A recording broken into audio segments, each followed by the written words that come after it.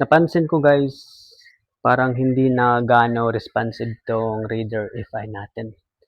So bago ko sabihin ano yung purpose ng product na to, 3 days ago meron akong naka-encounter sa daan na Raider Carb.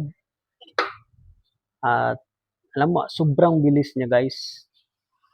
Pero sa totoo lang, ako po yung may problema. Ito pong Raider FI ko, halos magto 2 years na po.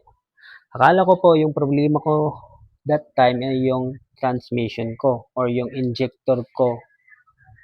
Pero ang totoong problema po kasi naka-open na po yung throttle body ko. Kaya ayun, marami ng carbon deposit yung nabubuo dito sa may piston ko.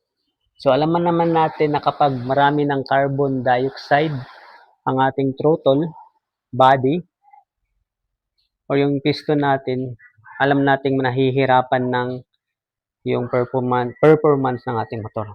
Mabuti na lang, meron akong kakilalang shop sa TikTok na recommend niya to.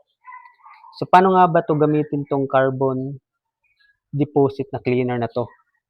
So yung iba, sabi nila, ilalagay mo lahat, hindi po.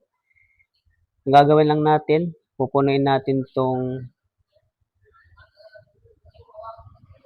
tapos every 3 weeks po tayo maglalagay. Okay? Pwede naman po, kung hindi kayo naniniwala dito na produkto na to, pwede naman po kayo doon sa may Caltex. Meron kasing octane nila, yung 91 octane at yung 95 octane, meron pong nakahalo na Tetron. So, carbon cleaning po yon.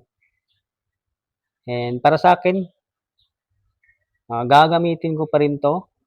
At para makapanigurado din ako, every 1 week po, pupunta ako sa Caltex at doon po ako magpapagas para meron naman additives na Tetron. So, yun lang po. Nasa ilalim lang yung ating produkto, hindi kita pinipilit.